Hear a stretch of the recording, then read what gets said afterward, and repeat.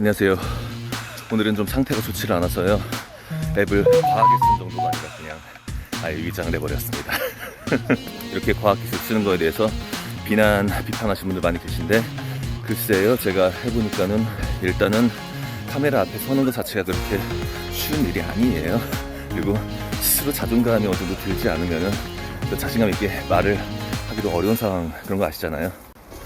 가수들이 왜 선글라스 끼고 많이 나오는지 그것도 이유를 알 것 같아요. 스스로의 어떤 자존감 부분, 그리고 내가 어떻게 보이는가, 이런 것들에 대해서 대단히 민감하기 때문일 거예요, 아마. 오늘은 상태가 별로 안 좋으니까 그냥 하지 말자, 이런 것보단 그래도 낫잖아요.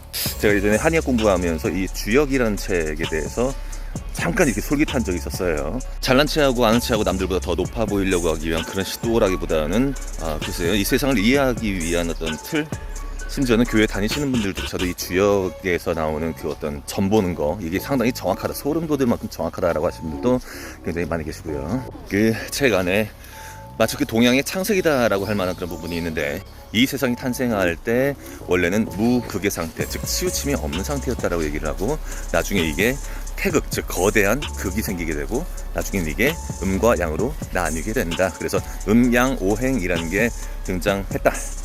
그리고 이게 여러분들 다니시는 한의원 그 한의사 스님들의 가장 기본적인 사상 중에 하나일 수 있다. 아니, 그거다.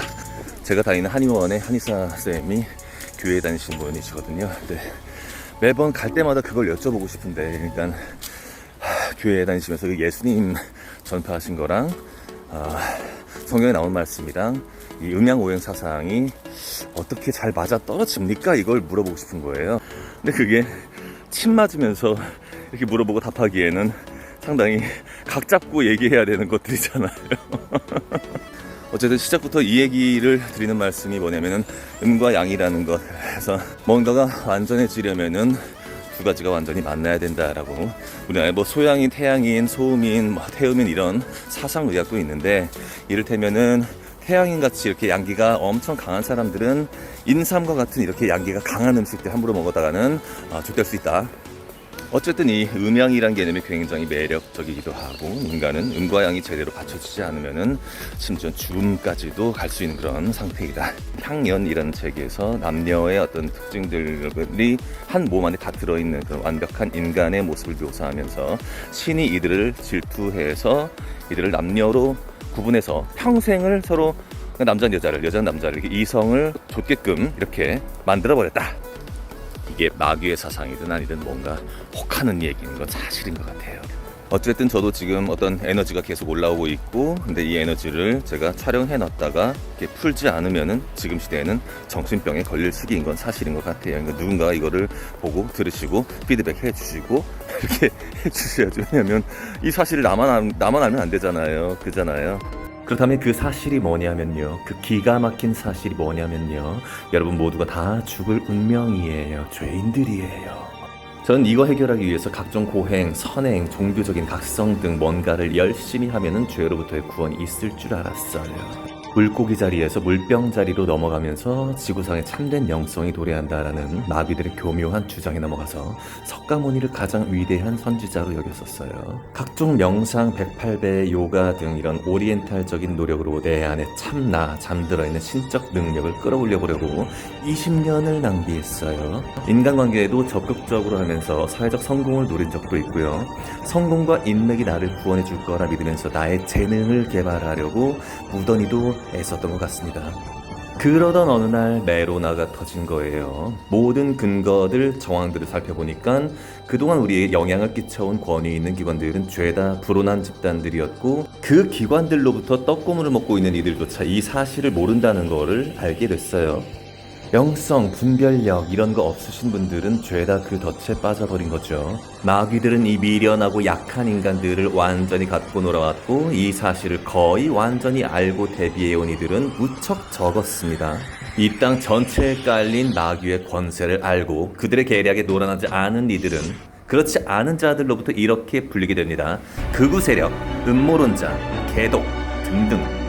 마귀들이 TV와 각종 매체를 통해서 그리 세뇌를 시켰죠. 하지만 그들은 두려움에 눌려서 침묵하는 다른 대다수와는 구분이 되는 이들입니다. 가식 없고 자존감 높으며 선한 이들입니다. 정치적 감각도 가장 탁월하지요. 이들은 자유를 중시적입니다. 돈 준다고 꼬셔도 자유가 아니면 죽음을 달라라고 얘기할 수 있는 이 행성의 마지막 세력들이지요. 어떻습니까? 세월호니 뭐니 울고불고 하면서 감성파리에 넘어가서 간첩을 대통령으로 만드셨던 분들 왜 지금은 조용하시죠? 사실상 세월호를 문재인 세력이 일으켰다는 혐의 외에도 좌파 악마들은 돈과 권력을 이용해서 도무지 해선 안 될 일을 해왔습니다. 그 정의롭게 횃불 들던 좌파들은 왜 조용한 걸까요? 궁극적으로 가장 드리고 싶은 말씀은 이겁니다. 예수 믿으세요. 우리 인간은 약해요. 이 무시무시한 죄의 소굴에서 도무지 우리 힘으로 벗어날 수가 없습니다. 마귀가 무서우신가요? 덜덜 떨리시나요? 마귀가 제일 싫어하는 이름은 다음과 같습니다. 예수 그리스도. 아멘. 만약에 여러분들이 세상에 혼자밖에 없어요. 그러면 나는 큰 존재예요? 작은 존재예요? 저는 선생님이란 직업을 하고 있습니다만은 제가 학생들이 없다라면은 저는 선생님이에요? 그냥 사람이에요? 그냥 동양 철학이 이런 부분에서 사람들에게 어떤 큰 매력을 주는 건 사실인 것 같아요. 예수님은 그걸 양극을 따지는 것보다 먼저 앞서서 서로 사랑하라라고 말씀하셨고요. 예수님 말씀이든 동양 철학이든 둘 다 공통점이 있어요. 인간은 불완전하다라는 거. 동양 철학에서는 서로 음과 양이 잘 맞물려야지 이게 잘 돌아간다라고, 건강이든 우리 삶이든 모든 것들이 이렇게 얘기를 하고 있고요. 근데 예수님은 그것보다는 좀 더 강하게 말씀하시죠. 죄인이라고요. 그냥 뭐가 부족한 정도 그런 게 아니라 죄인이다. 좀 전에 말씀드렸던 한의사분께 예전에 제가 진료받으면서 그런 얘기 했었어요. 가슴이 답답하고 죽어버릴 것만 같다고요. 무슨 이유인지 이거는 설명이 안 된다고요. 병원 가서 뭘 찍어봐도 아무것도 안 나온다고.